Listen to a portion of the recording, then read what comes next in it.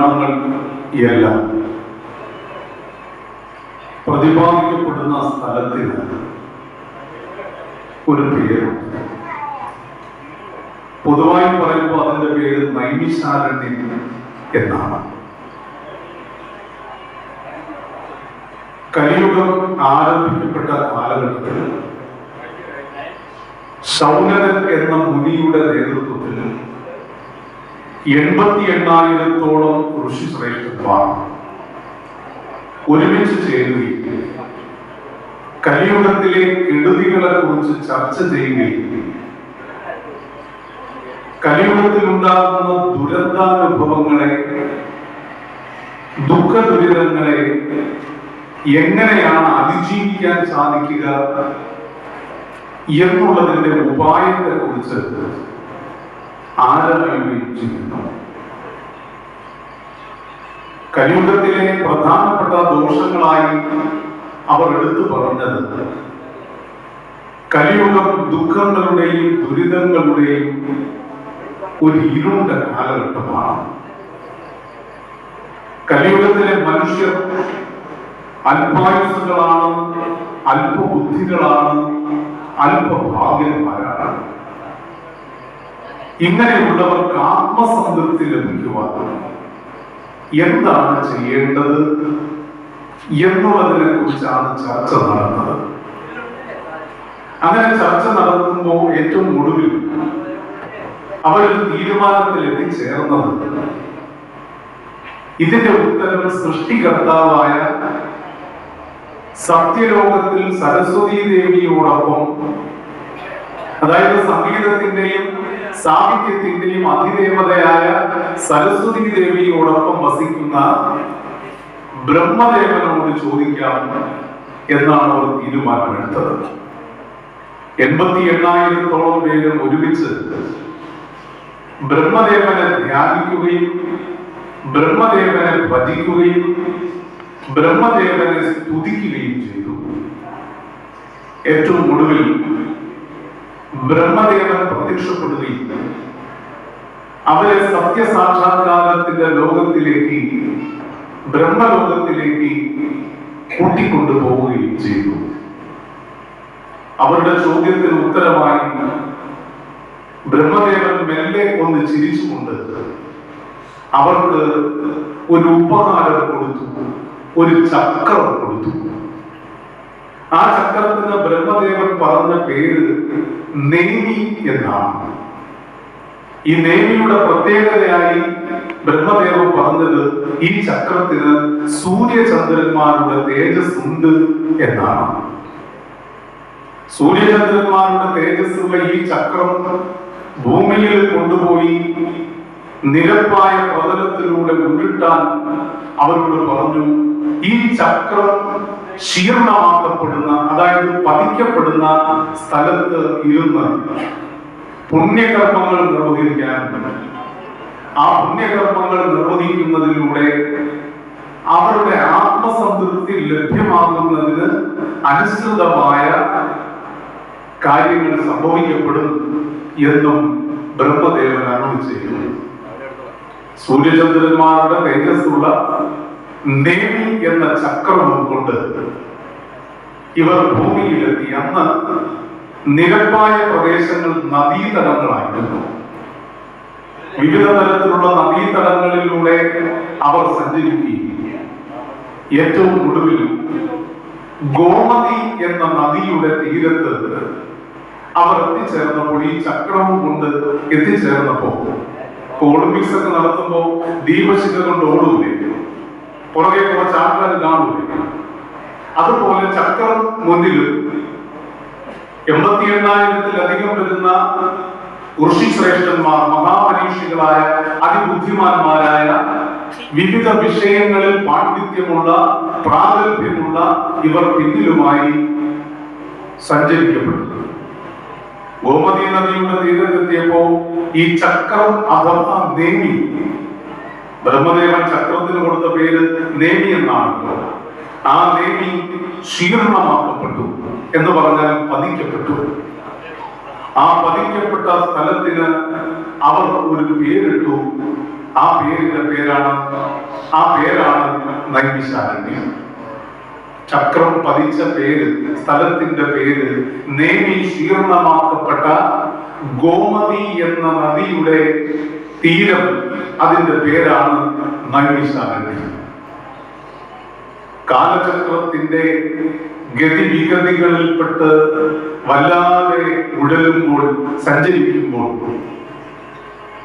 ഈശ്വരീയമായ അനുഗ്രഹത്തെ തേടി ആരാധനാലയങ്ങളിലും പുണ്യതീർത്ഥങ്ങളിലുമൊക്കെ സഞ്ചരിക്കുമ്പോൾ ഈശ്വരനെ പ്രാർത്ഥിക്കാൻ, ഭഗവാനിൽ അഭയം പ്രാപിക്കാൻ, ഭഗവത് കർമ്മങ്ങൾ ശരിയായ വിധത്തിൽ അനുഷ്ഠിക്കാൻ,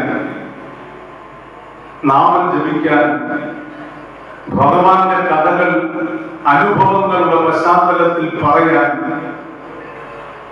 ഭഗവാനെ കുറിച്ചുള്ള, ദേവിയെ കുറിച്ചുള്ള അറിവുകൾ ആവോളം ശ്രമിക്കുവാൻ കണ്ടെത്തുന്ന സ്ഥലത്തിന്റെ പേരാണ് നൈമിഷാരണ്യം.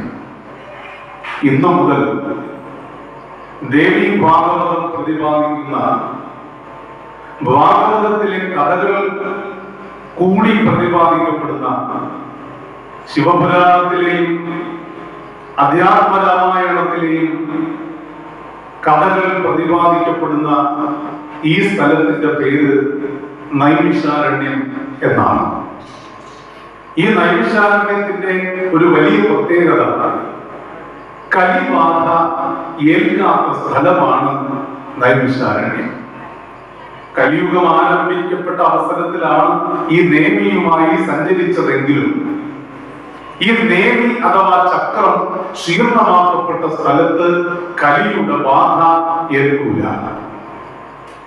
അതുകൊണ്ട് നിറഞ്ഞ ഭക്തിയോടെ ഈശ്വരനെ സമാശ്രയിച്ചുകൊണ്ട് ജീവിക്കുന്ന ആൾക്കാർക്ക് സ്വസ്ഥമായി ഇരുന്ന് ഭഗവാനെ അഭയം പ്രാപിക്കുവാനുള്ള സൗകര്യമാണ്, സാഹചര്യമാണ് നൈമിഷാരണ്യം എന്ന പുണ്യദേശത്തിലൂടെ ഒരുക്കപ്പെടുന്നത്. ഈ നൈമിഷാരണ്യത്തിൽ ഇരിക്കുന്ന പ്രിയമുള്ള ഭക്തജനങ്ങൾക്ക് മറ്റുള്ള ചിന്തകളൊന്നും ഉണ്ടാവാൻ പാടില്ലെന്നാണ് ഭഗവാൻ തന്നെ ഗീതയിലൂടെ പറയുന്നുണ്ട്. അനന്യ ചിന്ത എന്തോമാ ഏ ജനം പരിപാസിതേ തേഷാം നിത്യാഭിയുക്താനാം യോഗക്ഷേമം മഹാത്മ്യം.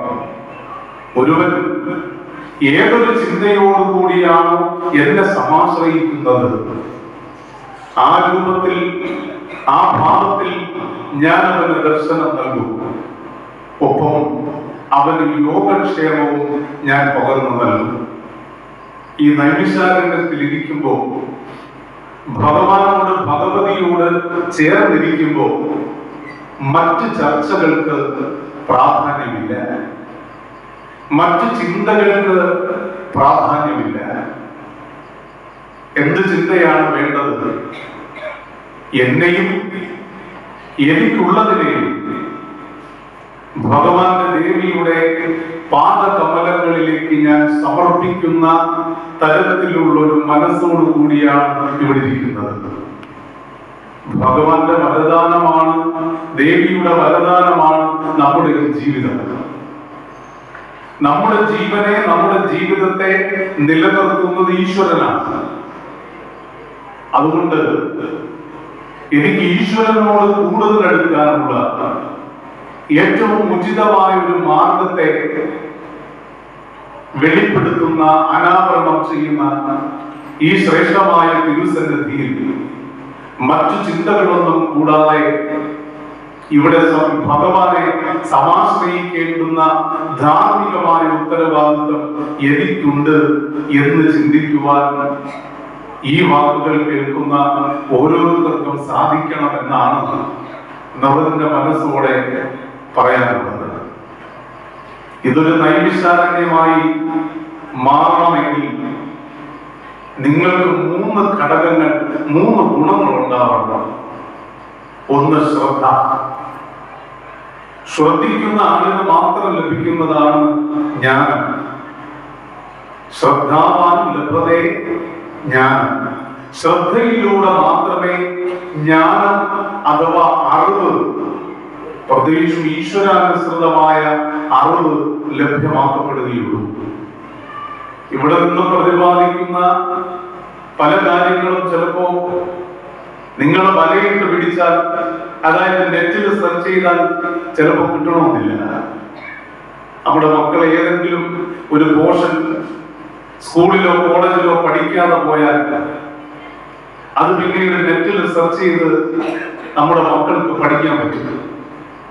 എന്നാൽ ഇതുപോലുള്ള യജ്ഞവേദികളിൽ നിന്ന് നിങ്ങൾക്ക് ലഭ്യമാകുന്ന അറിവുകൾ, ആത്മജ്ഞാനം, അത് നിങ്ങളുടെ ഫോണിലെ വലയിട്ട് പിടിക്കാൻ, നെറ്റിലൂടെ സെർച്ച് ചെയ്യാൻ ചിലപ്പോ സാധിച്ചെന്ന് വരില്ല, കിട്ടിയെന്ന് വരില്ല. യേശുദേവൻ പത്രോസിനോട് പറഞ്ഞത്, പത്രോസെ, നീ വലയിട്ട് മീൻ പിടിക്കുകയാണല്ലോ ചെയ്യുന്നത്, നീ എന്നോടൊപ്പം പോരും, നിന്നെ ഞാൻ മനുഷ്യരെ പിടിക്കുന്നവനാക്കി മാറ്റാം. ഈ മനുഷ്യരെ പിടിക്കുക എന്ന് പറഞ്ഞാൽ എന്താണ്? പണ്ട് കാലഘട്ടത്തിൽ നമ്മൾ വലിയ ബഹളമൊക്കെ വയ്ക്കുമ്പോൾ, ഒറ്റയ്ക്കൊക്കെ ഇറങ്ങി അവിടെ ഇവിടെ നിൽക്കുമ്പോൾ അച്ഛനമ്മമാരൊക്കെ പറയാറുണ്ട്, പിള്ളേരെ കൊടുക്കുവാർ വരുന്നുണ്ട്, വലയും ചാപ്പും ഒക്കെ ആയിട്ട് വരുന്നുണ്ട്, അതുകൊണ്ട് ഞകത്ത് കയറണം എന്ന് പറയാറുണ്ട്. ഇവിടെ യേശുദേവൻ പറഞ്ഞ മനുഷ്യരെ പിടിക്കുക എന്ന് പറഞ്ഞാൽ മനുഷ്യത്വത്തെ, നന്മയെ, സ്നേഹത്തെ, ജീവിതത്തിൽ എന്തെല്ലാം വിശിഷ്ടമായ ഗുണങ്ങൾ അനുവർത്തിക്കപ്പെടേണ്ടതുണ്ടോ ഒരു മനുഷ്യന്, അതിന്റെ ഉത്തമാംശങ്ങളെ ഉള്ളിലേക്ക് സ്വീകരിക്കുന്നവനാക്കി മാറ്റാം എന്നാണ് യേശുദേവൻ തന്റെ ശിഷ്യനായ ആരോട് പറഞ്ഞത്? പത്രോസിനോട് പറഞ്ഞത്. ഇവിടെ ഈ നൈമിഷാരണ്യത്തിൽ ഇരിക്കുമ്പോൾ നമ്മുടെ മനസ്സിൽ ഉണ്ടാകേണ്ടുന്ന ഏറ്റവും പ്രധാനപ്പെട്ട ഘടകം ശ്രദ്ധയാണ്. ആ ശ്രദ്ധയുണ്ടായാൽ വിശിഷ്ടമായ അറിവിനെ നിങ്ങൾക്ക് നിങ്ങളുടെ മനസ്സിന്റെ നൈവലകൾ ഉപയോഗിച്ച് സ്വീകരിക്കുവാൻ ഓരോരുത്തർക്കും സാധിക്കും എന്നാണ് മനുഷ്യത്വമുള്ളവനായി മാറാൻ പഠിപ്പിക്കുന്ന കാര്യങ്ങളാണ് വിവിധ തരത്തിലുള്ള കഥകളിലൂടെ ഈ നൈമിഷാരണ്യം എന്ന പുണ്യമായ സ്ഥലത്തിലൂടെ ലഭ്യമാക്കപ്പെടുന്നത് എന്ന് ആദ്യം ചിന്തിക്കണം. അതിലൊന്നാമതായി വേണ്ടത് ശ്രദ്ധയാണ്. രണ്ട്, നൈമിഷാരണ്യത്തിൽ ഇരിക്കുന്ന ഭക്തജനങ്ങൾക്കുണ്ടാകേണ്ടുന്ന മറ്റൊരു ഗുണം ഭക്തിയാണ്. എന്താണ് ഈ ഭക്തി? ജീവിതത്തിൽ മറ്റെന്തിനേക്കാൾ പ്രാധാന്യം ഈശ്വരീയതയ്ക്ക് കൊടുക്കുമെങ്കിൽ ആ ഉള്ളിൽ, ആ ഹൃദയത്തിന്റെ ഉള്ളിൽ ഭക്തിയുണ്ട് എന്ന് പറയാം. നമുക്ക് നമ്മളോട് തോന്നുന്ന സ്നേഹം നമ്മളെ നമ്മളാക്കി മാറ്റിയ, ഇപ്പൊ ഇവിടെ ഇരിക്കാൻ പ്രാപ്തരാക്കി മാറ്റിയ, ഈ ഭഗവത് കാര്യങ്ങൾ കേൾക്കുവാനുള്ള, പറയാനുള്ള, ചിന്തിക്കാനുള്ള അവസരം ഈ നിമിഷത്തിലും നമുക്ക് പകർന്നു തന്ന ഈശ്വരനോട്, ദേവിയോട് നമുക്ക് കൂറുണ്ടാവണം, ആത്മാർത്ഥതയുണ്ടാവണം. ആ ആത്മാർത്ഥതയ്ക്ക്, ആ സ്നേഹത്തിന്, ആ അർപ്പണ ബോധത്തിന് പറയുന്ന പേരാണ് ഭക്തി. നൈമിഷാരണ്യത്തിൽ ഇരിക്കുന്നവർക്ക് വേണ്ടുന്ന രണ്ടാമത്തെ ഗുണം ഭക്തിയാണ്. മൂന്നാമത്തത് വിശ്വാസമാണ്. ആരിലുള്ള വിശ്വാസം? ഒന്ന്, നമ്മളിലുള്ള വിശ്വാസം. ചെമ്പഴന്തിയിൽ വയൽവാരത്ത് വീട്ടിൽ മാടനാശാന്റെയും കുട്ടിയമ്മയുടെയും മകനായി പിറന്ന നാണു, പിന്നീട് നാണു ചട്ടമ്പിയായി, നാണു ആശാനായി, നാണു സ്വാമിയായി, അതിനുശേഷം ശ്രീനാരായണ ഗുരു ആയി മാറി. ശ്രീനാരായണ ഗുരുദേവനായി മാറി. നമ്മുടെ സിന്ധുമാർ സാർ എവിടെ പോയാലും പറയുന്ന ഒരു കാര്യമുണ്ട്. ഏഷ്യയുടെ പ്രകാശം ശ്രീബുദ്ധനാണെങ്കിൽ കേരളത്തിന്റെ ശ്രീബുദ്ധൻ എന്നറിയപ്പെടുന്ന ആള് ശ്രീനാരായണ ഗുരുദേവനാണ്. ആ ശ്രീനാരായണ ഗുരുദേവൻ പകർന്നു തന്ന ജ്ഞാനത്തിന്റെ വെളിച്ചം അത് ഭാരതീയ ഋഷീശ്വരന്മാർ ലോകത്തിന് പകർന്നു കൊടുത്ത ഉത്തമമായ ആദർശത്തിന്റെ തികവായിരുന്നു. ലോകാ സമസ്ത സുഖിനോ ഭവന്തു എന്ന ഏറ്റവും ശ്രേഷ്ഠമായ മഹത്വാക്യം. സമസ്ത ലോകരും സുഖികളായി ഭവിക്കട്ടെ. എത്ര വിശ്വം ഭവത്യേകതീതം. ഇവിടെ വിശ്വം എന്ന് പറഞ്ഞാൽ ലോകം ഒരു പക്ഷിക്കൂട് പോലെ മാറണമെന്നാണ്. എന്ന് പറഞ്ഞാൽ ഈ ലോകത്തിലെ സർവചരാചരങ്ങളെയും നമ്മുടെ കുടുംബമായി, നമ്മുടെ കുടുംബാംഗങ്ങളായി കണക്കാക്കണം എന്നാണ്. ഇന്ന് അങ്ങനെ പ്രതിപാദിച്ച ഒരാളുണ്ട്, രവീന്ദ്രനാഥ ടാഗോർ. ആ രവീന്ദ്രനാഥ ടാഗോറിനെ ഓർമ്മിക്കുന്ന സാഹിത്യത്തിനുള്ള ആദ്യത്തെ നോബൽ സമ്മാനം 1913 നമ്മുടെ ഭാരതത്തിന് ലഭിച്ചത് രവീന്ദ്രനാഥ ടാഗോറിന്റെ ഗീതാഞ്ജലിയിലൂടെയാണ്. ആ രവീന്ദ്രനാഥ ടാഗോറിനെ ഓർമ്മിപ്പിക്കുന്ന ഏറ്റവും ശ്രേഷ്ഠമായ ദിവസമാണ് ഇന്ന്. രവീന്ദ്രനാഥ ടാഗോർ ഗുരുദേവനെ കണ്ടപ്പോൾ പറഞ്ഞത്, ആ കണ്ണുകളിലെ സ്നേഹത്തിന്റെ ആഴം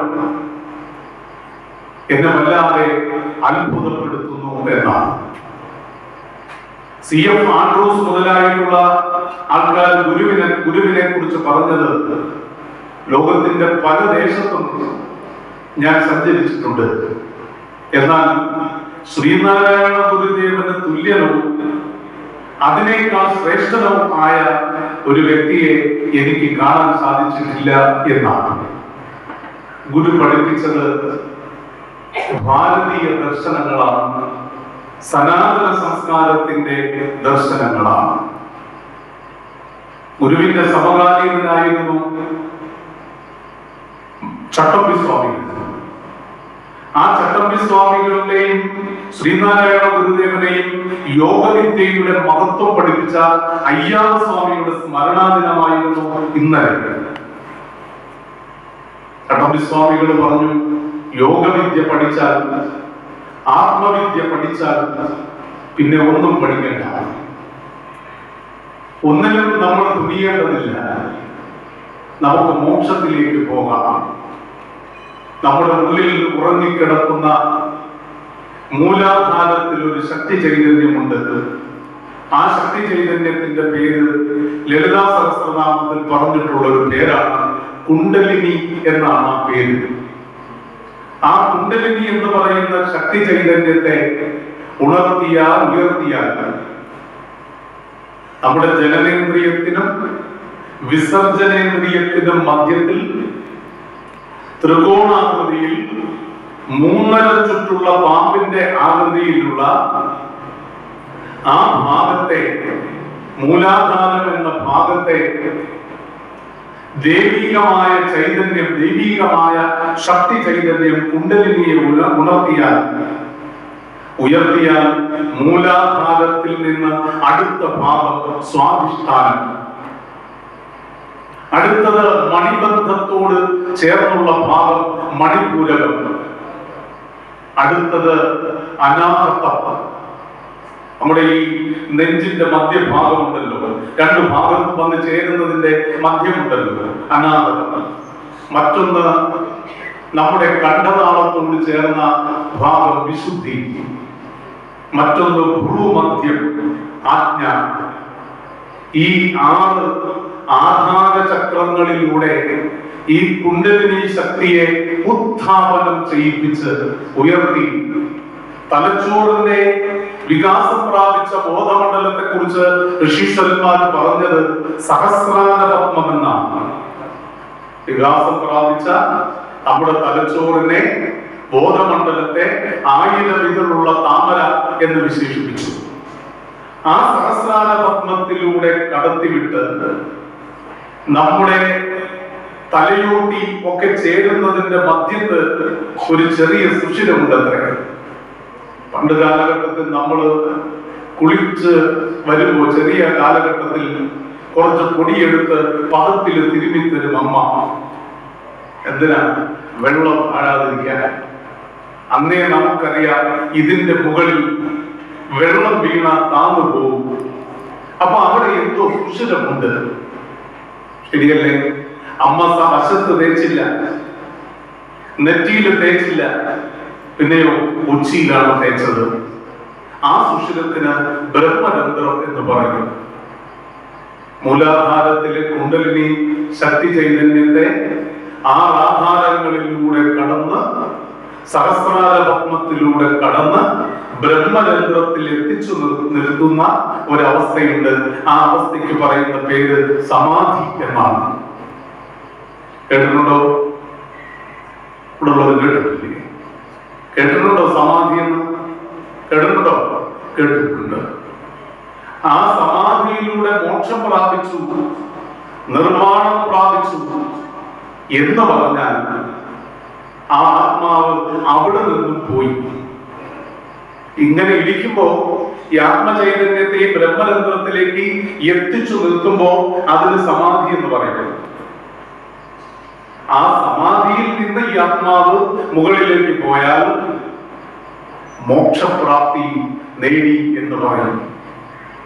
ആ മോക്ഷപ്രാപ്തി നേടാനുള്ള യോഗമാർഗത്തെ കുറിച്ച് പഠിക്കുവാൻ ചട്ടമ്പി സ്വാമികൾ ശ്രീനാരായണ ഗുരുദേവനെ കൂട്ടിക്കൊണ്ടുപോയ അയ്യാവ് സ്വാമി, അദ്ദേഹത്തിന്റെ സ്മരണാ ദിനമായിരുന്നു ഇന്നലെ.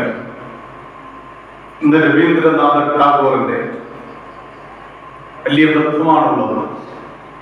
അപ്പോ ഇങ്ങനെ രവീന്ദ്രനാഥ ടാഗോറിനെ അത്ഭുതപ്പെടുത്തിയ, CF ആൻഡ്രൂസിനെ അത്ഭുതപ്പെടുത്തിയ, ചട്ടമ്പി സ്വാമികളോടൊപ്പം യോഗവിദ്യ പഠിച്ചിട്ട് തനിക്ക് മാത്രം മോക്ഷം കിട്ടിയാൽ പോരാ, മറ്റുള്ളവരിലും ഈശ്വരീയതയുടെ പ്രകാശത്തെ നിറയ്ക്കണം എന്ന് ചിന്തിച്ചുകൊണ്ട് ദേശദേശാന്തരങ്ങളിൽ അലഞ്ഞു നടന്ന പാപങ്ങളെ സമുദ്ധരിപ്പിച്ച ശ്രീനാരായണ ഗുരുദേവൻ പറഞ്ഞു, വിശ്വാസമാണ് നമ്മുടെ ഉയർച്ചയ്ക്ക് അടിസ്ഥാനം. അതിന് ആരിൽ വിശ്വാസം വേണം? നമുക്ക് ആദ്യം അവനവനിൽ വിശ്വാസം വേണം. ചിലരെ കുറിച്ച് കളിയാക്കിയെങ്കിലും പറയല്ലേ, അവന വിശ്വാസമില്ല, പിന്നെയാണ് എന്നെ. ചില ഭാര്യമാരെ ഭർത്താക്കന്മാരെ കുറിച്ച് പറയാറുണ്ട്, എന്താണ്, അങ്ങേരെ വിശ്വാസമില്ല, പിന്നെയാണ് എന്നെ, അല്ലേ? ചില ഭർത്താക്കന്മാര് തിരിച്ച് ഭാര്യമാരെ കുറിച്ച് ചിന്തിക്കാറുണ്ട്, പക്ഷെ പറയാറില്ല. കുടുംബത്തിൽ എങ്ങനെയാണെന്ന് എനിക്കറിഞ്ഞില്ല. കാരണം എന്തെയും ഭർത്താക്കന്മാര് ചിന്തിക്കുകയുള്ളൂ, സ്ത്രീജനങ്ങൾ പറയുന്ന പോലെ എല്ലാം അങ്ങോട്ട് വിളിച്ചു പറയില്ല. ദുഃഖം വന്ന സ്ത്രീകൾ കരയുന്ന പോലെ പുരുഷന്മാർ കരയണമെന്നുണ്ടോ? ഉണ്ടല്ലേ? ഉണ്ടോ? എന്ന് വെച്ച് പുരുഷന്മാർ കരയുന്നില്ലെന്നാണോ നിങ്ങൾ വിചാരിക്കുന്നത്? ആണോ? അല്ല, അവരും കരയുന്നു. MT വാസുദേവൻ നായരുടെ ഭാഷയിൽ പറഞ്ഞാൽ നവതിയുടെ നിറവ് കഴിഞ്ഞു നിൽക്കുന്ന മലയാളത്തിന്റെ പ്രിയ സാഹിത്യകാരന്മാരിലെ കാരണമാണ്. MT വാസുദേവൻ നായരുടെ ഭാഷയിൽ പറഞ്ഞാൽ നിശബ്ദമായി കരയുകയും വേദനയോടെ മന്ദഹസിക്കുകയും ചെയ്യും. ആര്? സ്ത്രീകളാ പുരുഷന്മാരാ? ഉണ്ടൂല. നിശബ്ദമായി കരയും. ഈ കരച്ചില് ഹൃദയം തൊട്ട് അറിയാൻ ചിലപ്പോ പലർക്കും സാധിക്കണമെന്നില്ല. വേദനയോടെ ചിരിക്കും. എന്തിനാ? ഞാൻ കാരണം മറ്റുള്ളവർക്കൊരു സങ്കടം വേണ്ട, അവരുടെ സന്തോഷത്തിനോടൊപ്പം ഞാൻ പങ്കുചേരുന്നു എന്നറിയണം. അവരുടെ സന്തോഷത്തിന്റെ വർണ്ണാഭ, അതിന്റെ തിളക്കം കെടുത്താൻ എന്റെ ദുഃഖം കൊണ്ട് ഞാൻ ആഗ്രഹിക്കുന്നില്ല. അതുകൊണ്ട് വേദനയോടെ ചിരിക്കും. ശരിയാണോ? അല്ലയോ? ശരിയാണ്. ഇവിടെ നിശബ്ദമായി കരയുകയും വേദനയോടെ മന്ദഹസിക്കുകയും ചെയ്ത ഗുരു പറഞ്ഞത്, നിങ്ങൾ ആദ്യം അറിയേണ്ടത് നിങ്ങളെ കുറിച്ചാണ്. നാം തന്നെ നമ്മെ അറിയണം, അറിഞ്ഞു സ്വയം നന്നാവണം. അതിനുവേണ്ടിയാണ് കളവക്കോടത്ത് കണ്ണാടി പ്രതിഷ്ഠ നടത്തിയത്. കണ്ണാടിയെ പ്രതിഷ്ഠിച്ചു എന്ന് കേട്ടിട്ടുണ്ടോ? കേട്ടിട്ടുണ്ടോ ഇല്ലയോ? കേട്ടിട്ടുണ്ട്. കേട്ടിട്ടില്ലേ? കളവക്കോടം എന്ന് പറയുന്ന ചേർത്തലയിലെ കളവക്കോടം എന്ന് പറയുന്ന സ്ഥലത്ത് ഗുരു പ്രതിഷ്ഠിച്ചത് കണ്ണാടിയാണ്. എന്തിനാണ് കണ്ണാടി പ്രതിഷ്ഠിച്ചത്? നീ ആദ്യം അറിയേണ്ടത് നിന്നെ കുറിച്ചാണ്. തത്വമസി എന്ന് പറയുന്ന ഒരു മഹത് വാക്യമുണ്ട്. എവിടെയാണ് നമ്മൾ അറിയത്തക്ക വിധത്തിൽ എവിടെയെങ്കിലും എഴുതി വെച്ചിട്ടുണ്ടോ? അത് കണ്ടുപിടി. എവിടെയെങ്കിലും എഴുതി വെച്ചിട്ടുണ്ടോ തത്വമസി? ഞാനൊരു സ്ഥലത്ത് ചോദിച്ചപ്പോൾ പറഞ്ഞു അത് അവിടെ വാട്സപ്പ് ഗ്രൂപ്പായി. വേറൊരു സ്ഥലത്ത് പറഞ്ഞാൽ അത് കുടുംബശ്രീയുടെ ഗ്രൂപ്പാണ്. അപ്പൊ നിങ്ങൾക്ക് അതിന്റെ അർത്ഥം അറിയാമോ? അത് തത്വമസി അല്ലേ? ശബരിമലയിലാണ് ഈ മഹത് വാക്യം എഴുതിയിട്ടുള്ളത്. അയം ആത്മാ ബ്രഹ്മ, അഹം ബ്രഹ്മാസ്മി, പ്രജ്ഞാനം ബ്രഹ്മ, തത്വമസി. 4 ഉപനിഷത്തുകളിലായി ചേർന്ന് കിടക്കുന്ന ശ്രേഷ്ഠമായ മഹത് വാക്യങ്ങളാണ് ഈ 4. അതിൽ ഏറ്റവും ജനകീയമായിട്ടുള്ളത് പറയാം തത്വമസി. തത് ത്വം അസി. തത്തെന്ന് പറഞ്ഞാൽ ആ പദത്തിന്റെ അർത്ഥം അതെന്നാണ്. അത് തത്, അത്. ത്വം നീ. അസി എന്ന് പറയുന്നത് ഒരു പ്രയോഗമാണ്. ആ വാക്യം കംപ്ലീറ്റ് ചെയ്യാൻ വേണ്ടി പറയുന്ന ഒരു വാക്കാണ്. ക്രിയാവിശേഷണം, നാമവിശേഷണം ഒക്കെയായി ആ പദത്തെ എടുക്കാം. അഡ്ജക്റ്റീവ്, ആഡ്വർബ് എന്നൊക്കെ നമ്മൾ പഠിക്കൂലേ? അങ്ങനെയായിട്ട് എടുക്കാം. തത് ത്വം അസി. അത് നീ ആകുന്നു. ഏത് നീ? എത്ര ദിവസമാണോ? നേരത്തെ കൃത്യമായിട്ട് പറയാൻ പറ്റുമല്ലോ, 41 ദിവസം. അപ്പൊ അങ്ങനെയൊന്നും പറയാൻ പറ്റുമോ? ഇപ്പൊ ശബരിമലയിൽ പോകുന്നതിന് 41 ദിവസം ഞാൻ വ്രതമെടുക്കും എന്ന് പറയാൻ പറ്റുമോ? എന്റെ വീട്ടിലെ ആളുകൾ പറയാൻ പറ്റുമല്ലോ. ചിലപ്പോ അപ്രതീക്ഷിതമായിട്ടാണ് ചിലപ്പോ കയറി വന്നത് പറഞ്ഞത്, എടി ഞാൻ നാളെ പോകും ശബരിമലയ്ക്ക്. മനുഷ്യ, ഇപ്പൊ നിങ്ങൾ മീൻ കൂട്ടിയില്ലേ? ഓ കുഴപ്പമില്ല, നാളെ കുളിക്കൂലേ അല്ലേ? അപ്പൊ പറയും എന്താണ്? അല്ലെങ്കിൽ അമ്മ നാളെ ശബരിമലയ്ക്ക് പോകുന്നു. എടാ, അത് നീ ഇപ്പൊ ബിരിയാണി അല്ലേ കഴിച്ചത്? അത് കുഴപ്പമില്ല, നാളെ എന്റെ കൂട്ടുകാരെല്ലാം കൂടെ പോകുന്നു, ഞാൻ പോകണം അല്ലേ? എവിടെന്നാ കിട്ടുന്നേ? അത് അപ്പുറത്ത് അക്കരത്ത് അമ്പലത്തിൽ വെച്ചിട്ട് കേട്ട് ഞങ്ങൾ ഇന്നോവയിൽ കയറും, അല്ലെങ്കിൽ ഞങ്ങൾ ബൈക്കിൽ കയറും, അങ്ങ് പോകും അല്ലേ? ഇതാണല്ലോ ഇപ്പോഴത്തെ പോക്ക്. 41 ദിവസത്തെ വ്രതമാകാം, 20 ആവാം, 10 ആകാം, ഒരാഴ്ചയാവാം. അതൊക്കെ നമ്മുടെ ഇഷ്ടമാണ്.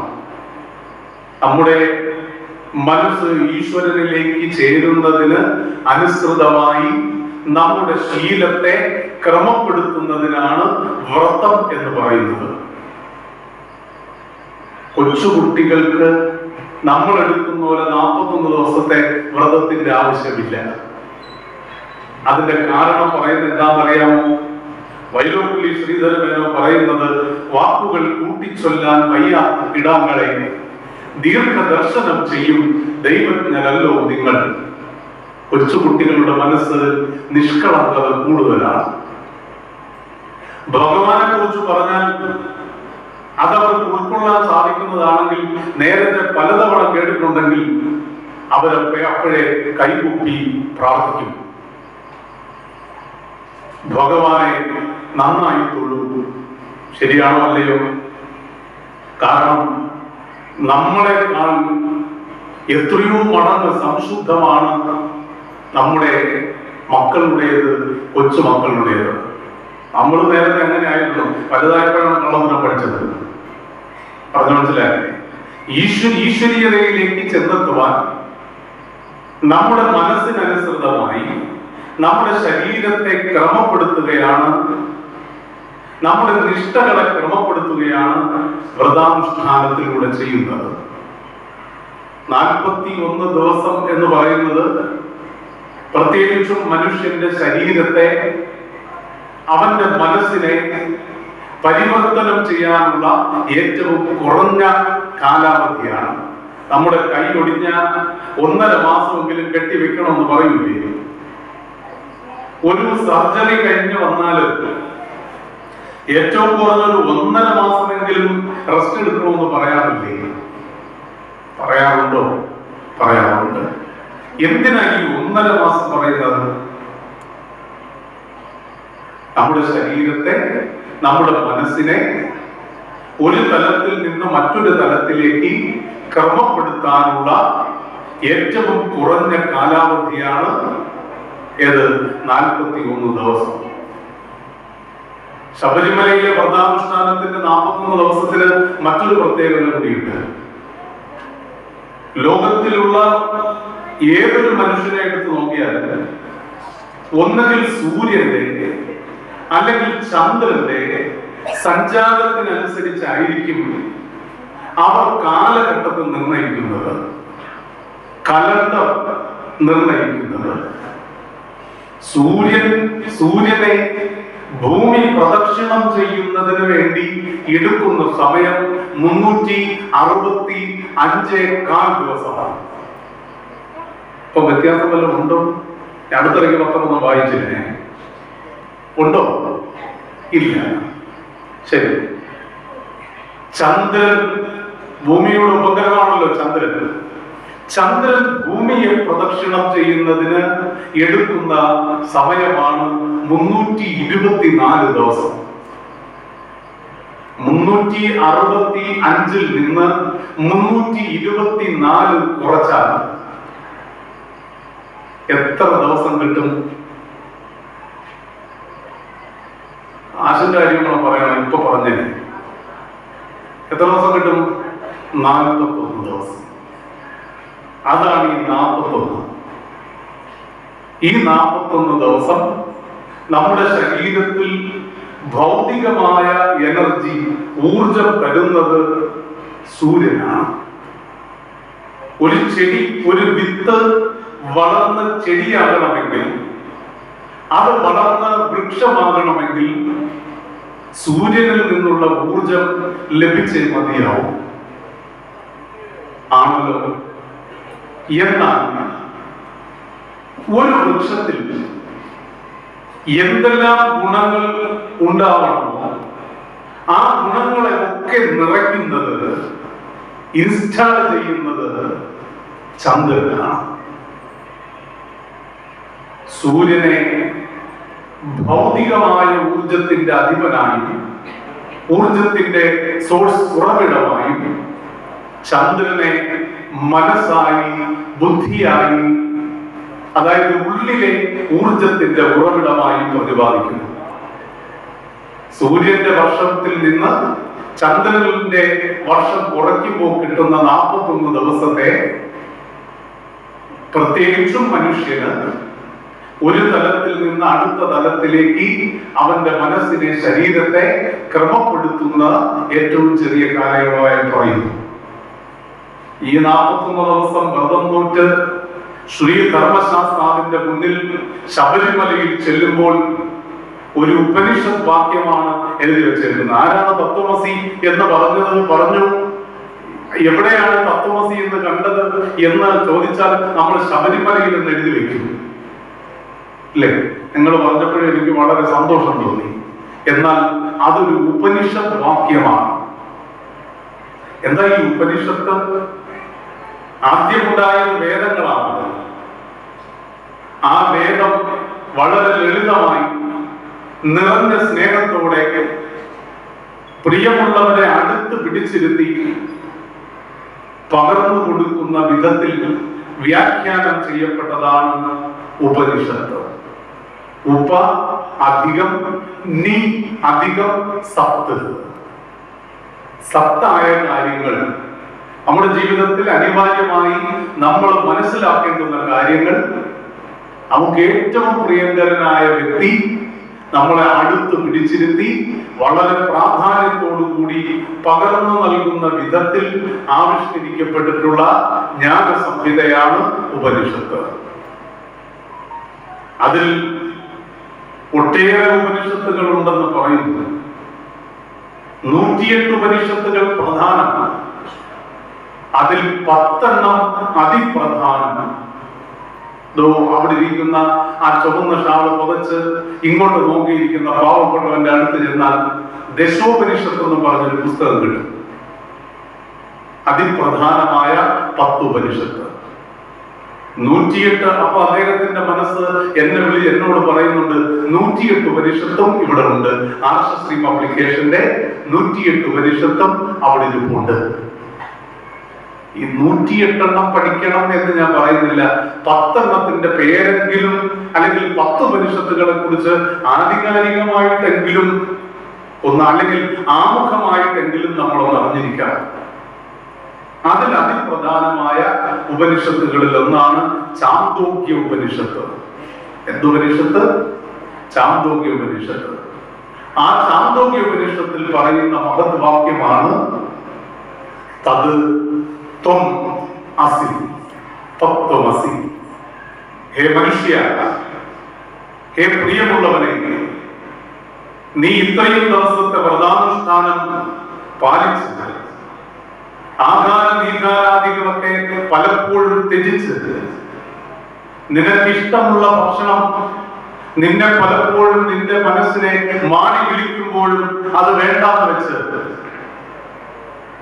പല സംസർഗങ്ങളും പല ചേർച്ചകളെയും നീ ഒഴിവാക്കി കഠിനമായ യാത്രയെ, പരീക്ഷണങ്ങളെ അതിജീവിച്ചുകൊണ്ട് എന്റെ മുന്നിൽ എത്തുമ്പോൾ എനിക്ക് നിന്നോട് പറയാനുള്ളത്, നീ എന്ത് തേടിയാണോ എന്റെ അരികിലേക്ക് എത്തിയത് അത് നീ ആകുന്നു. അത് നിന്റെ ഉള്ളിലുണ്ട്.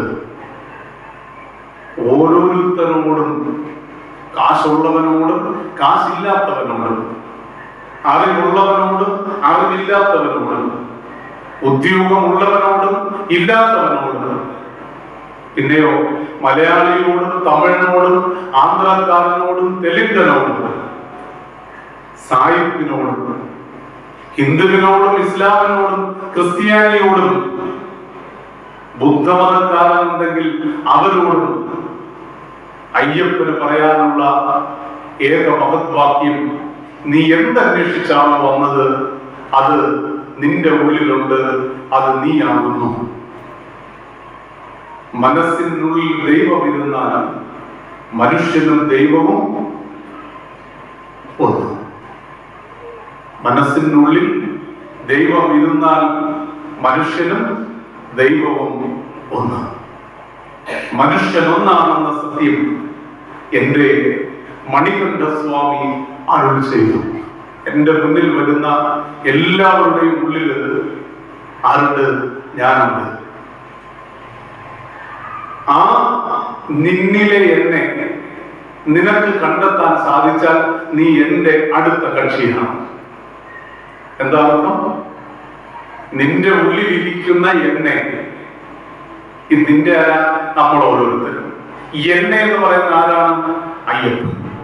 മനുഷ്യ, നിന്റെ ഉള്ളിലിരിക്കുന്ന എന്നെ നന്മയുടെ, സ്നേഹത്തിന്റെ, ക്ഷമയുടെ, വിശുദ്ധിയുടെ, ത്യാഗത്തിന്റെ, ആത്മാർത്ഥതയുടെ, അർപ്പണബോധത്തിന്റെ, ശാന്തിയുടെ, സമാധാനത്തിന്റെ, കാരുണ്യത്തിന്റെ അലകളൊക്കെ സമ്മാനിക്കുന്ന എന്നെ,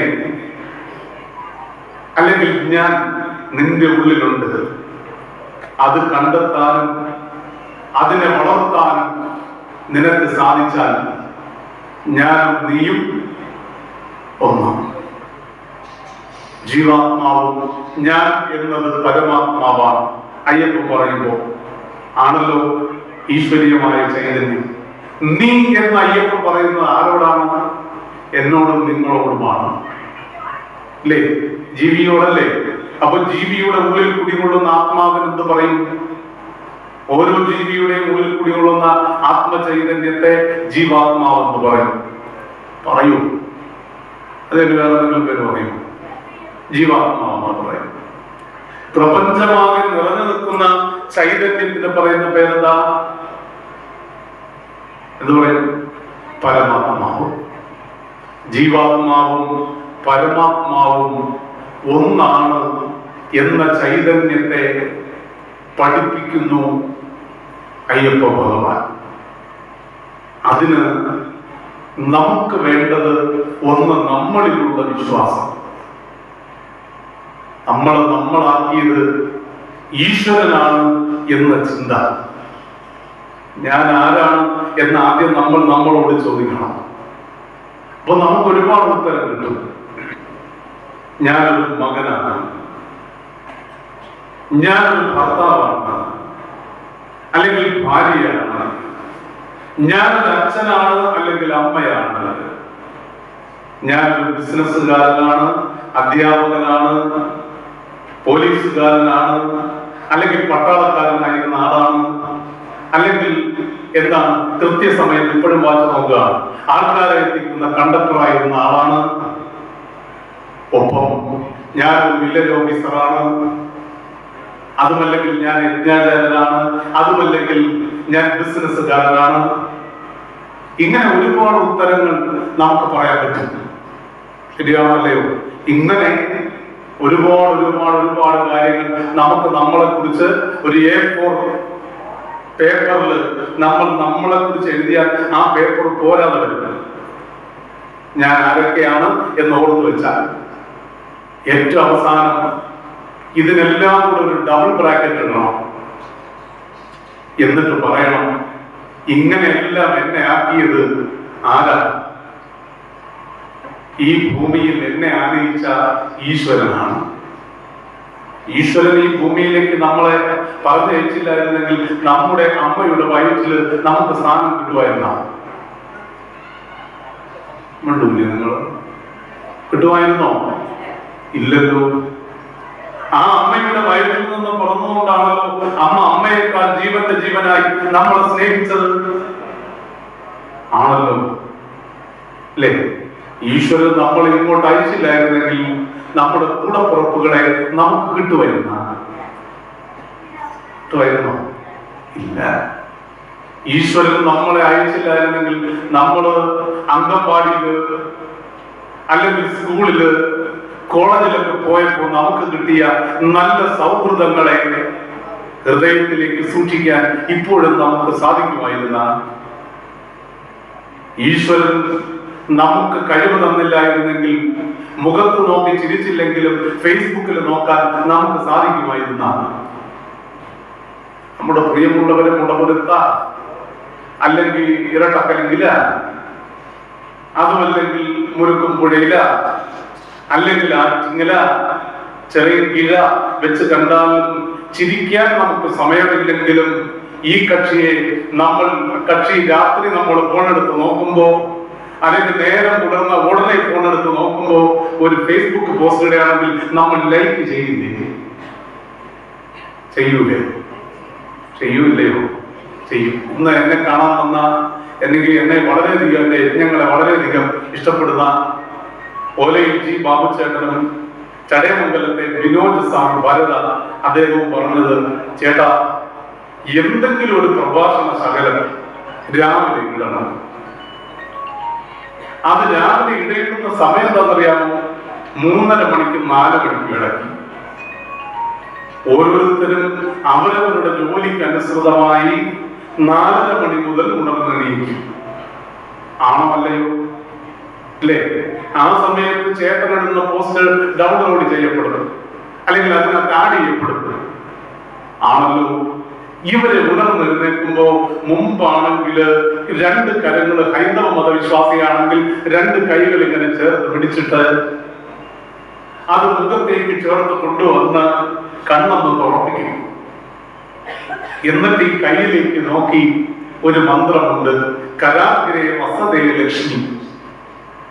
കൈയുടെ അഗ്രഭാഗത്ത് ലക്ഷ്മി ദേവി സ്ഥിതി ചെയ്യുന്നു. കരമധ്യേ സരസ്വതി, കൈയുടെ മധ്യഭാഗത്ത് സരസ്വതി ദേവി കുടികൊള്ളുന്നു. വിദ്യയുടെ രേഖ ഇങ്ങനെയാണ് മധ്യഭാഗത്തായിട്ട് വരുന്നത്. കരമൂലേ സ്ഥിത ഗൗരി, ശക്തിസ്വരൂപിണിയായ ഭഗവതി, ആരോഗ്യത്തിന്റെ അതിദേവത, ശക്തിയുടെ അതിദേവത, ഇച്ഛാശക്തി, ജ്ഞാനശക്തി, ക്രിയാശക്തി എന്നിവയുടെ അതിദേവത ഗൗരി കരമൂലെ കൈയുടെ അടിഭാഗത്ത് സ്ഥിതി ചെയ്യുന്നു. കരാഗ്രേ വസതേ ലക്ഷ്മി, കരമധ്യേ സരസ്വതി, കരമൂലെ സ്ഥിത ഗൗരി. ഇങ്ങനെയാണെങ്കിൽ മംഗളം കരദർശനം. കയ്യിന് വന്ന് നോക്കുന്നത് മംഗളകരമാണ്. ഇപ്പൊ കൈ നമ്മുടെ മുഖത്തേക്ക് ചേർക്കുന്നത് ഇന്നലെ നന്നായിട്ട് ഉറങ്ങാൻ പറ്റിയില്ല, ഇപ്പൊ ഉറക്കം വരുന്നത് കോട്ടുവായിടാനാണ്.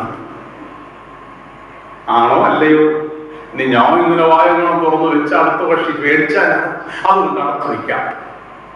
ഞാനും എന്റെ മുന്നിലിരിക്കുന്ന ഈ അമ്മമാരും എന്റെ വാക്കുകളെ കേൾക്കുന്ന ഹൈന്ദവ സമൂഹം ഈ കൈ നിവർത്തി പിടിക്കുന്ന എപ്പോഴായിരിക്കും? അടുത്ത ആരെങ്കിലും ഉണ്ട്, ഉറക്കം വരുന്നു, ഇതുകൊണ്ട് തുറന്നു പിടിച്ച് വെക്കേണ്ടുന്ന സമയത്ത് മോശം മോശം അടച്ചു വയ്ക്കാം അല്ലേ? ഇങ്ങനെ അടച്ചു വയ്ക്കാനായിരുന്നോ കൈ ആദ്യം പിടിക്കേണ്ടത്? അല്ല, കയ്യിൽ നോക്കി പ്രാർത്ഥിക്കണം. മനസ്സിലാവുന്നില്ലേ? നമ്മുടെ ഭാഗ്യത്തിന്റെ, നമ്മുടെ ആയുസ്സിന്റെ, നമ്മുടെ അറിവിന്റെ, നമ്മുടെ ആരോഗ്യത്തിന്റെ രേഖകൾ പ്രത്യക്ഷപ്പെടുകയും ഒപ്പം അപ്രത്യക്ഷമാക്കപ്പെടുകയും ചെയ്യുന്നത് ഈ കരങ്ങളിലാണ്. അതുകൊണ്ട് ഈ കൈകൾ നോക്കണം. ഇന്ന് കൈ നോക്കൂല, പിന്നെയോ മുഖം നോക്കൂല, മുഖപുസ്തകത്തിൽ നോക്കും അല്ലെ? ഉണർന്നാൽ ഒരു 10 മിനിറ്റെങ്കിലും ഇന്നത്തെ മലയാളിയുടെ ശീലം 10 മിനിറ്റ് മുതൽ 3/4 മണിക്കൂർ അല്ലെങ്കിൽ 1 മണിക്കൂർ വരെ ആവാം നോക്കും. ഈ സമയത്ത് ഇടുന്ന പോസ്റ്റ് എന്ത് ചെയ്യും? ശ്രദ്ധിക്കപ്പെടും. ശരിയാണോ അല്ലയോ? ബ്രാഹ്മമുഹൂർത്തത്തിൽ ഉണരുന്ന ശീലം പണ്ട് കുട്ടികൾക്കുണ്ടായിരുന്നു. ഇന്നത്തെ ബ്രാഹ്മമുഹൂർത്തം അവരാണ് ഫിക്സ് ചെയ്യുന്നത്. അവരവരുടെ ബ്രാഹ്മമുഹൂർത്തം, എന്റെ ബ്രാഹ്മമുഹൂർത്തം 6 മണിയാണ്, ഇന്നത്തെ എന്റെ ബ്രാഹ്മമുഹൂർത്തം 6 മണിയായിരുന്നു. അല്ലെങ്കിൽ നാളെ സ്കൂളിൽ പോകണ്ടല്ലോ, നാളത്തെ എന്റെ ബ്രാഹ്മമുഹൂർത്തം 8 മണിയാണ് അല്ലെ? ഇങ്ങനെ ഫിക്സ് ചെയ്യും. എന്നാൽ നമ്മളാക്കി മാറ്റുന്നത് നമ്മളിലെ ശീലങ്ങളാണ് എന്ന് നമുക്ക് ഓരോരുത്തർക്കും തിരിച്ചറിയാൻ പറ്റണം. നമ്മളാക്കി മാറ്റുന്നത് എന്താണ്? നമ്മളിലെ ശീലങ്ങളാണ്. നമ്മുടെ തലച്ചോറിലൊരു ഗ്രന്ഥിയുണ്ട്. ആ ഗ്രന്ഥിയുടെ പേര് പീനിയൽ ഗ്രന്ഥി എന്നാണ്. അതിന് പറയുന്ന മറ്റൊരു പേര് ബയോളജിക്കൽ ക്ലോക്ക് എന്നാണ്, ജൈവ ഘടികാരം. ആ ജൈവ ഘടികാരമാണ് ഒരു വ്യക്തിയുടെ ജീവിതത്തെ, ജീവിത ശൈലിയെ നിയന്ത്രിക്കുന്ന പ്രധാനപ്പെട്ട ഘടകം. ആ ജൈവ ഘടികാരത്തിനും നമ്മുടെ ലക്ഷ്യബോധത്തിനും തമ്മിൽ വലിയ ബന്ധമാണുള്ളത്. നമ്മുടെ ലക്ഷ്യബോധത്തിനും നമ്മുടെ തലച്ചോറിലുള്ള പീനിയൽ ഗ്ലാൻഡ് എന്നറിയപ്പെടുന്ന ബയോളജിക്കൽ ക്ലോക്കിനും തമ്മിൽ വലിയ ബന്ധമാണുള്ളത്. ആ ജൈവ ഘടികാരത്തിൽ, നമ്മുടെ ലക്ഷ്യബോധത്തിൽ നമ്മൾ ഈശ്വരീയതയ്ക്ക് കൂടി പ്രാധാന്യം കൊടുത്താലോ, നമ്മൾക്ക് പോലും അറിഞ്ഞുകൂടാതെ നമ്മൾ അത് രക്ഷപ്പെടും. നമ്മൾ പോലും അറിയാതെ നമ്മളിൽ ചില വിശിഷ്ട ഗുണങ്ങളൊക്കെ വന്നു ചേരും. നമ്മൾ പോലും അറിയാതെ നമ്മുടെ കഴിവിനപ്പുറം നമുക്ക് പെർഫോം ചെയ്യാൻ സാധിക്കും. നമ്മൾ പോലും അറിയില്ല. ചിലപ്പോൾ ഇതൊക്കെ കഴിഞ്ഞിട്ടാണ് നമ്മൾ ചിന്തിക്കുന്നത്, ഇതൊക്കെ ഞാൻ തന്നെയാണ് ചെയ്യുന്നത് അല്ലേ എന്ന് നമുക്ക് നമ്മളെ കുറിച്ച് മതിപ്പ് തോന്നിയ ഏതെങ്കിലും ഒരു നിമിഷം ഉണ്ടായിട്ടുണ്ടെങ്കിൽ ആ ജൈവ ഘടികാരത്തിൽ ആർക്ക് സ്ഥാനം ഉണ്ടായിരുന്നു? ഈശ്വരന് സ്ഥാനം ഉണ്ടായിരുന്നു എന്നുള്ളത് കൊണ്ടാണ്. നൈമിഷാരണ്യത്തിൽ ഇരിക്കുന്ന ശൗനകാദി മഹർഷിമാരുടെ അരികിലേക്ക് നിയമശീർണമായപ്പോൾ അവർ ഈശ്വരീയമായ കർമ്മങ്ങൾ ചെയ്തു. അവരുടെ അരികിലേക്ക് ഒരാൾ കടന്നെത്തി. ആ ആളിനെ വിളിച്ചത് സൂതൻ എന്നാണ്. രണ്ട് തരത്തിലാണ് സൂതൻ എന്ന വാക്കിന് നമ്മൾ ഉൾക്കൊള്ളേണ്ടത്. ഒന്ന്, ഒരു ബ്രാഹ്മണൻ, ക്ഷത്രിയ സ്ത്രീയിൽ നിന്നുണ്ടാകുന്ന മകൻ. വർണ്ണസങ്കരം. ഒരു ബ്രാഹ്മണന് ക്ഷത്രിയ സ്ത്രീയിൽ നിന്നുണ്ടാകുന്ന മകനെ സൂതൻ എന്ന് വിളിക്കും. അവനൊരു ധർമ്മമുണ്ട്. എന്ത് ധർമ്മം എന്നറിയാമോ? ക്ഷത്രിയന്മാരെ യുദ്ധത്തിൽ സഹായിക്കുക, അതിനുവേണ്ടി തേര് തെളിക്കുക. ഈ ആനയുടെ ശാരീരികമായ അവസ്ഥയെക്കുറിച്ചും അവയുടെ ശൈലിയെക്കുറിച്ചും ജീവിത ശൈലിയെക്കുറിച്ചും മനസ്സിലാക്കുന്ന ഒരു ഗ്രന്ഥമുണ്ട്. അല്ലെങ്കിൽ അത് അറിവിന് പറയുന്ന പേര് മാതംഗ ലീല എന്നാണ്. എന്താ പറയും? മാതംഗ ലീല. മാതംഗം എന്ന് പറഞ്ഞ ആന എന്നാണ്. മാതംഗാനനം എന്ന് പറഞ്ഞാൽ എന്താണ്? ആനനം എന്ന് പറഞ്ഞ മുഖം. മാതംഗത്തിൻ്റെത് പോലുള്ള ആനനത്തോട് കൂടിയവർ. അന്യപദ പ്രാധാന്യം ബഹുവ്രീഹി സമാസം. മാതംഗം എന്ന് പറഞ്ഞ ആന, ആനയുടേത് പോലുള്ള മുഖത്തോട് കൂടിയവൻ. ആനയുടേത് പോലുള്ള മുഖമുള്ളവൻ നമ്മുടെ ദേവതാഗണങ്ങളിൽ ആരാ? ഗണപതി അല്ലേ?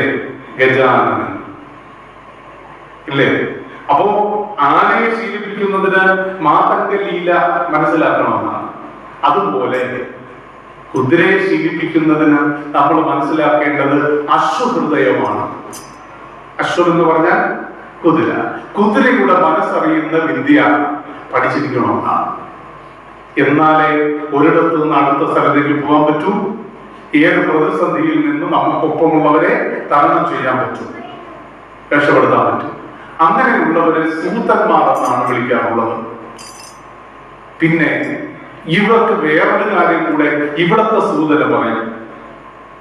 ഇവിടത്തെ സൂതന്റെ പേര്, ഈ നൈമിഷാരണ്യത്തിൽ ഇവരൊക്കെ ഇരുന്ന സമയത്ത് അവിടേക്ക് ഒരു സൂതൻ കടന്നു വന്നു. ഒന്ന്, അദ്ദേഹം ആ സമുദായത്തിലുള്ള കക്ഷിയായിരുന്നു. ആ സമുദായത്തിൽ, ഏത് സമുദായത്തിൽ? തേര് തെളിക്കുന്ന സമുദായത്തിൽപ്പെട്ട കക്ഷിയായിരുന്നു.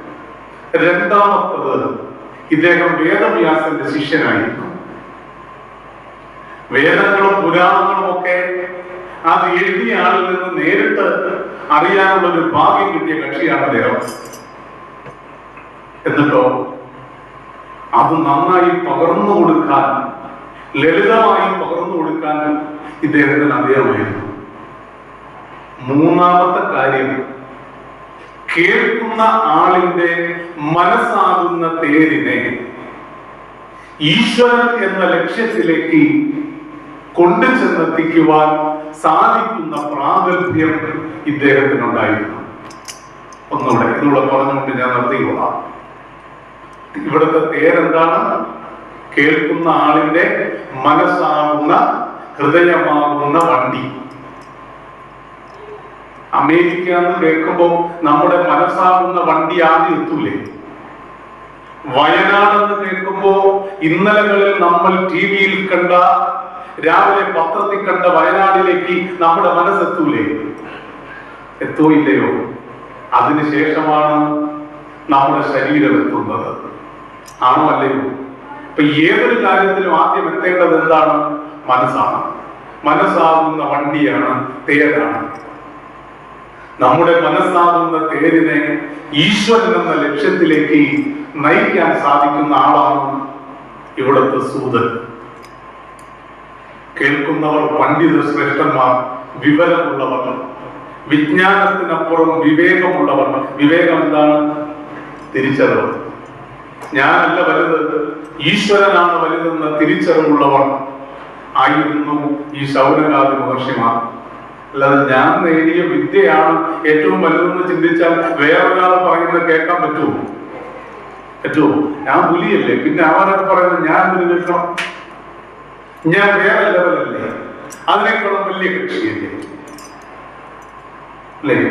എൻ്റെ ഒരു സുഹൃത്ത്, പഴയ ഒരു ഭാഗവത പൗരാണികൻ, ഈ അടുത്ത കാലഘട്ടത്തിൽ വളരെ മുതിർന്ന ഒരു ജ്യേഷ്ഠ സഹോദരൻ എന്നെ കണ്ടപ്പോ എന്റെ മറ്റു 2 സുഹൃത്തുക്കളും കൂടി ഉണ്ടായിരുന്നു. അദ്ദേഹം കണ്ടു, വളരെയധികം സ്നേഹിച്ച് ചേർന്ന് പിടിച്ച്, നീ എവിടെ ഏത് പത്രത്തിലും വാട്സപ്പിലും ഒക്കെ നീ ഇങ്ങനെ നിറഞ്ഞു നിൽക്കുന്ന, ഫേസ്ബുക്കിൽ നിറഞ്ഞു നിൽക്കുന്ന എന്നൊക്കെ പറഞ്ഞ് അഭിമാനത്തോട് പറഞ്ഞു. അത് കഴിഞ്ഞ് പിന്നെ അദ്ദേഹം പറഞ്ഞു, പണ്ടേ ഞാൻ ഈ അമ്പലത്തിലൊക്കെ പാടാനും പാരായണം ചെയ്യുന്ന സമയത്തൊക്കെ കയറുന്ന സമയത്ത് ഈ മണിയൊക്കെ ഒന്നുമല്ലായിരുന്നു. ഞാൻ വളരെ സ്നേഹത്തോടു കൂടി അദ്ദേഹത്തിന് ഷേക്കാൻ കൊടുത്തിട്ട് പറഞ്ഞു, എന്താണ് അദ്ദേഹത്തിന് ഞാൻ വിളിച്ചത് അണ്ണനാണ്, രാമേന്ദ്രണ്ണ, ഇപ്പോഴും ഞാൻ ഒന്നുമല്ല, ഇപ്പോഴും ഞാൻ എന്താണ് ഒന്നുമല്ല. ഈ ഒന്നുമല്ല എന്ന അറിവാണ് ഈ ഭാഗവതവും ഈ ഭഗവത്ഗീതയും ഈ രാമായണവും ഈ ഉപനിഷത്തും ഈ വേദവും ഒക്കെ എനിക്ക് സമ്മാനിച്ചത്. നിങ്ങൾ ഓർമ്മിപ്പിച്ചപ്പോൾ അത് കംപ്ലീറ്റ് ചെയ്യേണ്ട ഉത്തരവാദിത്വം ആർക്കുണ്ട്? എനിക്കുണ്ട്. പണ്ട് ഇയാള് എന്ത് ചെയ്ത് ഒന്നുമല്ലായിരുന്നു, അന്ന് ഞാൻ എല്ലാമായിരുന്നു. ഞാൻ പറഞ്ഞു, ഒരു തിരുത്തും കൂടെ ഉണ്ട്. എന്താണ്? ഇപ്പോഴും നിങ്ങൾ എല്ലാമാണ്, ഇപ്പോഴും ഞാനൊന്നുമല്ല. അപ്പൊ ചോദിച്ചു, അതെന്താ ഇയാൾ അങ്ങനെ പറഞ്ഞത്? എന്നെ കളിയാക്കാനല്ലേ? ഞാൻ പറഞ്ഞല്ല, നമ്മൾ എന്തൊക്കെ ആയി മാറാൻ ശ്രമിച്ചാലും നീ ഒന്നുമല്ല, നീ ഒന്നുമല്ല, നീ ഒന്നുമല്ല എന്ന് ഇടയ്ക്കിടയ്ക്ക് നമ്മൾ അനുഭവിക്കേണ്ടി വരുന്ന വേദനകൾ, ദുർവിധികൾ, മഹാമാരി നമ്മളെ ഓർമ്മിപ്പിക്കാറില്ലേ? ഓർമ്മിപ്പിക്കാറുണ്ടോ ഇല്ലയോ? നമ്മളൊക്കെ എന്തൊക്കെയാണെന്നൊക്കെ വരുത്തി തീർക്കാൻ ശ്രമിച്ചാലും, ഹേ മനുഷ്യ, നീ ഒന്നുമല്ല, നീ എന്തൊക്കെയാണ് എന്ന് നിനക്ക് തോന്നുമെങ്കിൽ അതൊക്കെ നിന്റെ ഭ്രമം മാത്രമാണ്. നീ ഒന്നുമല്ല. ഈ അറിവ് നേരത്തെ നമുക്ക് കിട്ടിയാൽ അതാണ് ഏറ്റവും ശ്രേഷ്ഠം. നമ്മളൊന്നുമല്ല. എന്തെങ്കിലും ഈ ലോകത്തിൽ പൂർണ്ണമായിട്ടുണ്ടെങ്കിൽ അത് ഈശ്വരൻ മാത്രമാണ്. ആ ഈശ്വരൻ എന്ന മഹാസാഗരത്തിൽ നിന്ന് നമുക്ക് കിട്ടുന്ന ഒരു കൈക്കുമ്പിളിൽ പകർന്നു കിട്ടുന്ന ജലത്തുള്ളികൾ കൊണ്ട് നമ്മളെല്ലാമാണ്. ഞാൻ ഈ കടൽ കണ്ടു, കടലിനെ അറിഞ്ഞു എന്നൊക്കെ പറഞ്ഞാൽ വിടുതല്ലേ? വർക്കല പാപനാശത്ത് പോകുമ്പോ അവിടുന്ന് ആ പലച്ചു വരുന്ന തിരമാലയിൽ നിന്ന് നമ്മുടെ ഒരു കൈക്കുമ്പിളിൽ വെള്ളം കോരി എടുത്ത് ഇങ്ങോട്ട് കൊണ്ടുവരുമ്പോൾ പകുതിയോളം ചോർന്നു പോലെ. എന്നിട്ട് നമ്മുടെ പ്രിയമുള്ളവരെ കാണിച്ചിട്ട് പറയും, ഇതാണ് കടൽ, ഞാൻ കടലിനെ അറിഞ്ഞു എന്ന് പറയുന്നത് എന്തൊരു വിഡിതമാണ് അല്ലേ? അപ്പോ നമുക്ക് തോന്നണം, ഈ കണ്ടത് നമ്മൾ അറിഞ്ഞതൊന്നുമല്ല, ഇനിയും ഒത്തിരി കാര്യങ്ങൾ ജീവിതത്തിൽ അറിയാനുണ്ട്. അത് ഒന്നുമല്ല എന്നൊരു ചിന്ത നമുക്കുണ്ടെങ്കിലേ നമുക്ക് കൂടുതൽ അറിയാൻ പറ്റും. ശരിയല്ലേ? അതുകൊണ്ട് ഗുരുവും കൃതികളിൽ ഈശ്വരനെ കുറിച്ച് പറഞ്ഞത് അറിവാണ് ഈശ്വരൻ എന്നാണ്. ആ അറിവിനെ നേടുന്നതിനനുസൃതമായ ഈ പുണ്യതരമായ ദിനരാത്രങ്ങൾ പ്രയോജനപ്പെടുത്താൻ ഈ നൈമിഷാരണ്യത്തിൽ ഇരുന്നുകൊണ്ട് നിങ്ങൾക്ക് സാധിക്കണം എന്ന് ഓർമ്മിപ്പിച്ചുകൊണ്ട് മംഗളാരതി എന്ന മഹത്കർമ്മത്തിലേക്ക് നമുക്ക് കടക്കാം. എഴുന്നേൽക്കൂ, എഴുന്നേൽക്കൂ, എഴുന്നേൽക്കൂ. ഇന്നത്തെ പ്രസാദ കൂട്ടം സർവശ്രീ രാധാമണി ബിംബാര മുടവർ, സുദർശന ചരുവള വീട് SN ജംഗ്ഷൻ, ശോഭ ശരത് ശ്രീനാൾ കൊല്ലം, വത്സല നളിനം വെന്നിയൂർ 40,000 രൂപ. ഇന്നത്തെ ഭഗവതി സേവ ത്രിപുരസുന്ദരി പൂജ ശ്രീമതി നളിനി ശ്രേയസ് പ്രതിഭാ ജംഗ്ഷൻ ശിവകൃഷ്ണപുരം. സപ്താഹ സമ്പൂർണ്ണ പൂജ വഴിപാട് സർവശ്രീ സുരേഷ് മഞ്ജു വർഷം ശിവകൃഷ്ണപുരം.